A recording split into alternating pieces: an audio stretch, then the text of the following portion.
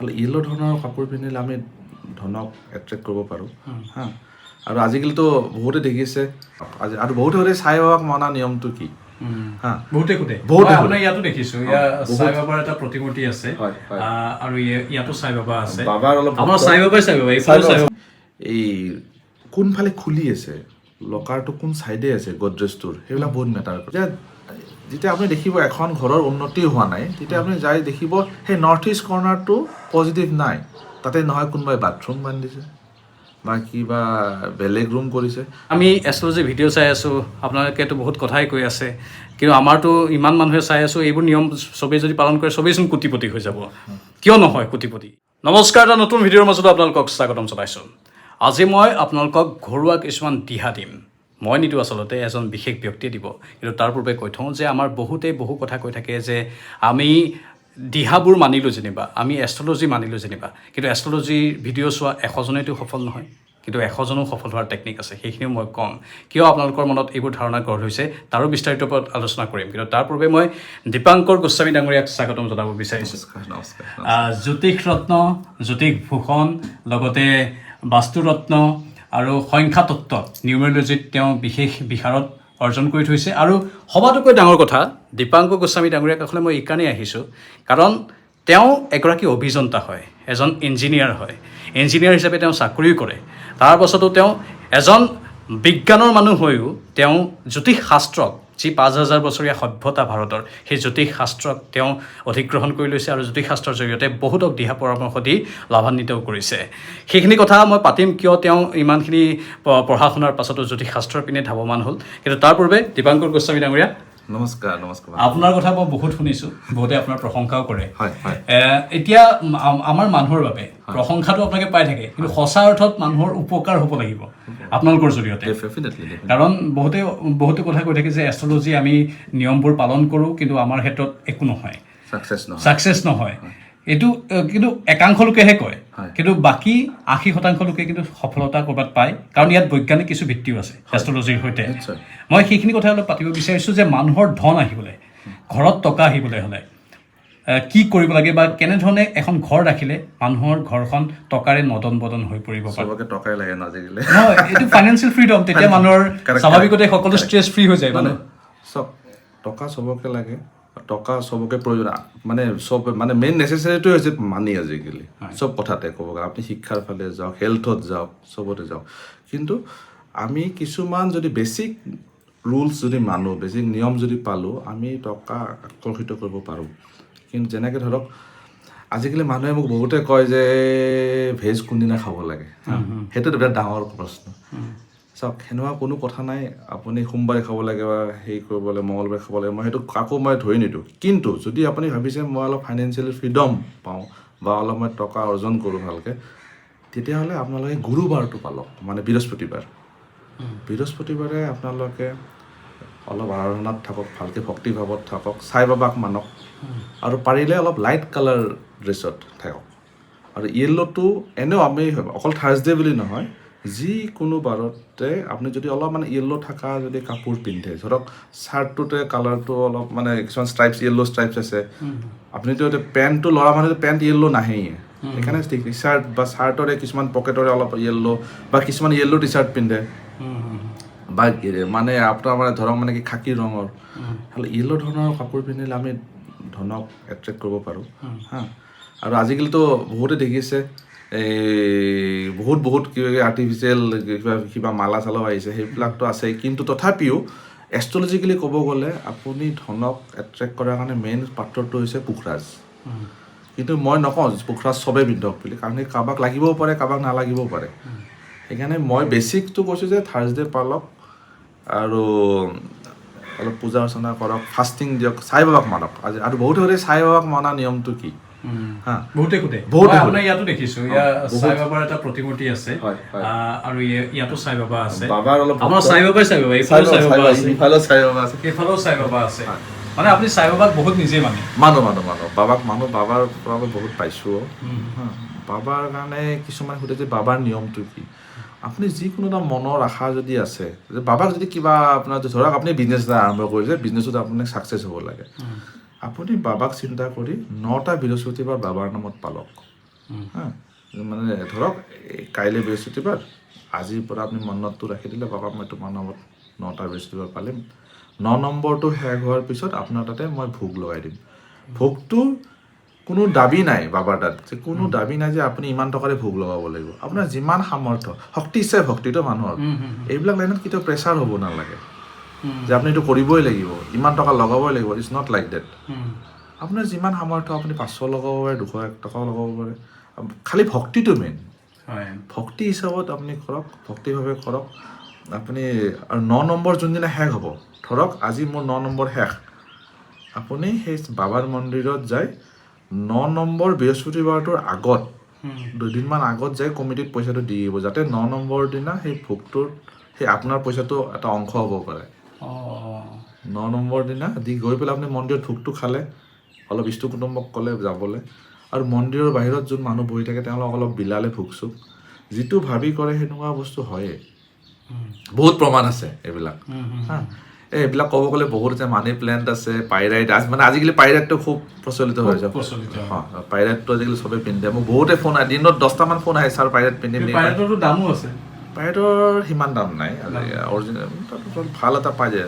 1500 2000ত আপুনি ভাল পাইৰাইট এটা পাই যায় কিছুমানে পাইৰাইটৰ ব্ৰেচলেট পিন্ধে খালি অৰিজিনেলটো ল'ব তাৰমানে ডুপ্লিকেচিটো বহুত পায় অৰিজিনেল পাইৰাইট ল'ব বহুত গ্ৰোথ আছে আৰু অকল পাথৰ পিন্ধিলেও নহয় চব বস্তুত মানে আপুনি যে ক'লে বৃহস্পতিবাৰৰ নিয়মকেইটা বৃহস্পতিবাৰে এতিয়া আপোনাৰ নিৰামিষ সেইদিনাখন খাব লাগিব এই সাই বাবাৰ বাবে যিটো 9টা বৃহস্পতিবাৰ মানিব লাগিব সেইদিনাখন সেই বৃহস্পতিবাৰ কেইটাত কি কি নিয়ম মানিব লাগিব সেই বৃহস্পতিবাৰ কেইটাত আপোনাৰ বিশেষকৈ ক'ব গ'লে দিনৰ এসাঁজ আপুনি স্কিপ কৰিব লাগে মানে ব্ৰতত কিন্তু বাবাই কেতিয়াও কোৱা নাই যে আপুনি ভোকত থাকক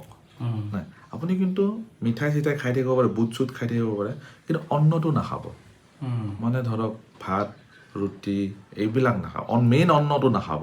ফল মূল খাই থাকক কিন্তু মই বাৰম্বাৰ কৈছোঁ ৰাইজে ভুল বুজিব পাৰে ভোকত নাথাকিব কোনো ভগৱানে কোৱা নাই যে ভোকত থাকি মোক পূজা অৰ্চনা কৰা ডেটছ ৰং কষ্টত ভগৱানক পাব নালাগে কিবা ভোক লাগিছে আপুনি গাখীৰ অলপ খাওক ফল মূল অলপ খাওক হা সেনেকেই কিন্তু কষ্টত থাকি ব্ৰত পালি that's doesn't give a positive result দুটা কথা গম পালোঁ যে এটা হ'ল আপোনাৰ হালধীয়া পোচাক পৰিধান কৰিব পাৰিলে ভাল আৰু লগতে সাই বাবাক মানিব পাৰিলে ভাল ধন টকা পইচাৰ বাবে আৰু এটা মই কথা শুনিছোঁ মই কিমান দূৰ সত্য নাজানো বাস্তুশাস্ত্ৰবিদো হয় যিহেতু আপুনি সেই কথাটো হৈছে যে মানুহে নিজৰ আলমিৰাটো ঘৰৰ বেডৰুমৰ দক্ষিণ ফালে ৰাখিলেও লাভ হয় দক্ষিণ ফালে ৰাখি যদি তাত 10 টকা এটা থৈ দিয়ে লকাৰত তেতিয়া বোলে টকা পইচা আহে হয় নেকি সেনেকুৱাতো ঘৰৰ বাস্তু হিচাপত বহুত কিছুমানে ক'ব ইফালে থ'ব আপুনি যিটো ক'লা মানে কথা ক'লে চাউথৰ কথা চাউথত থ'ব পাৰে তাত লক কিন্তু আপুনি এই কোনফালে খুলি আছে লকাৰটো কোন ছাইডে আছে গডৰেজটোৰ সেইবিলাক বহুত মেটাৰ কৰে সেইকাৰণে আমি ঘৰবিলাক বনাওঁতে বাস্তুবিলাক যে চাওঁ আপোনাক আমি কৈ দিওঁ যেনেকৈ আপোনাৰ ঘৰৰ বাস্তু যেতিয়া আপুনি বাস্তুৰ কথা ক'লে মই কৈ দিওঁ কিছুমানে কয় মোৰ ঘৰত উন্নতি হোৱা নাই মোৰ পইচাৰ বিৰাট হানি যিহেতু আমি পইচাৰ কথাই পাতি আছোঁ তেতিয়া মই ঘৰত যেতিয়া বাস্তু চাব যাওঁ কাৰোবাৰ ঘৰ হওক বা ফ্লেট হওক বা নিজৰ ঘৰ হওক আমি সদায় চাব লাগে যে নৰ্থ ইষ্ট কৰ্ণাৰটোত কি আছে নৰ্থ ইষ্ট কৰ্ণাৰটোত যেতিয়া আপুনি দেখিব এখন ঘৰৰ উন্নতি হোৱা নাই তেতিয়া আপুনি যাই দেখিব সেই নৰ্থ ইষ্ট কৰ্ণাৰটো পজিটিভ নাই তাতে নহয় কোনোবাই বাথৰুম বান্ধিছে বা কিবা বেলেগ ৰুম কৰিছে নৰ্থ ইষ্ট কৰ্ণাৰ মানে উত্তৰ পূব কোণাটো মানে যাক আমি ঈশান কোণ বুলি যাক কওঁ সেইটো একচুৱেলি পূজা ঘৰৰ জেগা বহুত পজিটিভ এখন ঘৰত যেতিয়া সেইটো কোণা যদি আপোনাৰ বাথৰুম এটা বনাইছে য'ত পূজা হ'ব লাগে ডেফিনেটলি অৰ্থহানি কিটচেন বনাই থৈছে তাতে মাছ মাংস বনাই আছে ডেট ইজ লছ পূজা ঘৰ বা তাত পানী টেংকি থাকিব পাৰে কুঁৱা থাকিব পাৰে বৰিং হ'ব পাৰে বুজিছে কিন্তু কিটচেনৰ জেগা আছে কিটচেন দক্ষিণ পূব চাউথ ইষ্ট সেইটো অগ্নিকোণ বুলি কয় তাতে আপুনি কৰিব পাৰে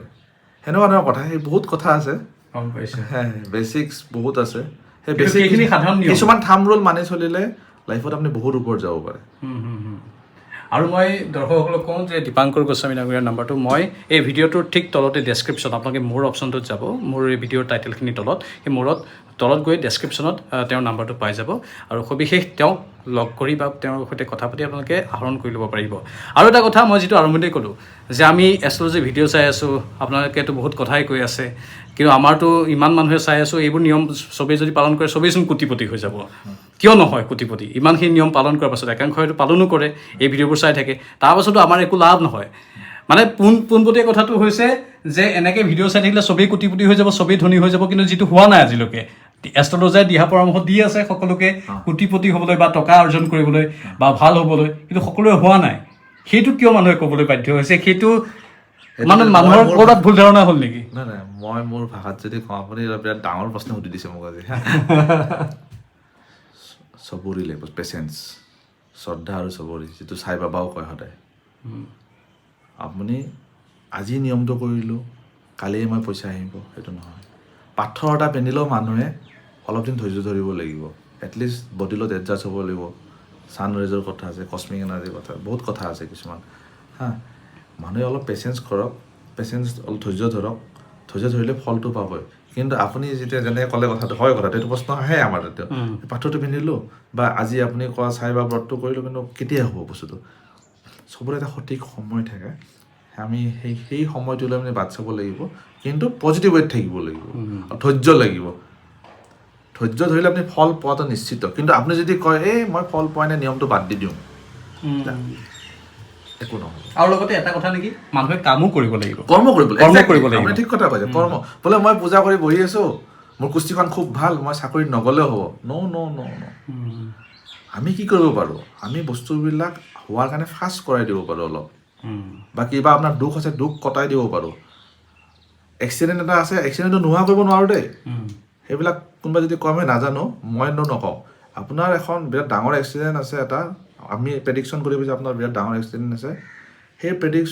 সেই এক্সিডেণ্টটো আমি বাইকৰ পৰা পৰাৰ পৰা আমি চাইকেলৰ পৰা কৰি দিব পাৰোঁ। সেইটো একদম নোহোৱা কৰি দিব নোৱাৰোঁ। মানুহে সেইটো বুজি পাব লাগিব। এষ্ট্ৰলজাৰ এজনে নালিফাইড কৰিব নোৱাৰে, সেইটো কমাব পাৰে একশ্যনটো। বঢ়িয়া কথা। মানে একেবাৰে মই যদি পোনপটীয়াকৈ কওঁ যে যুৱ এষ্ট্ৰলজাৰ এজন, আৰু তেওঁ এজন অভিযন্তাও হয়, আৰু তেওঁ এই বয়সৰ যিখিনি কথা, মানে মোতকৈ তেওঁ ডাঙৰ বাৰু, কিন্তু মোৰ কথাটো কৈছোঁ এজন ধাৰণা, যে তেওঁ কেনেধৰণে অভিজ্ঞতাবোৰ অৰ্জন কৰিছে চাওক, আৰু কেনেধৰণে একেবাৰে ৰিয়েল কথাখিনি কৈছে, বাস্তৱ কথাখিনি। ইয়াত বহুতে হয়তো ক'ব পাৰে এনেকৈ আমুক বহুত মন্ত্ৰ কথা ক'ব পাৰে, তেওঁ কিন্তু সেইবোৰ কোৱা নাই। যিবোৰ একেবাৰে চাইণ্টিফিক, যাৰ বৈজ্ঞানিক কিছু ভিত্তি আছে, সেইখিনি কথাহে তেওঁ কৈছে। আৰু আমি আশা কৰিছোঁ এই ভিডিঅ'টোৰ পৰা আপোনালোক কিছু পৰিমাণে হ'লেও উপকৃত হ'ব পাৰিব। আৰু লগতে কওঁ যে 100জনে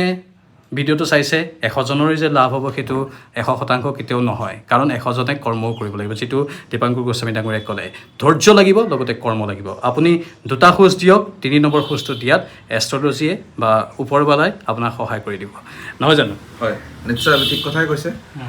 আপুনি একদম সঠিক কথাই কৈছে। মোতকৈ আপুনি বহুত ৰিয়েল কথাখিনি ৰাইজক কৈ দিছে। আৰু লগতে কুস্তিখনো মেটাৰ কৰে দেই। আপুনি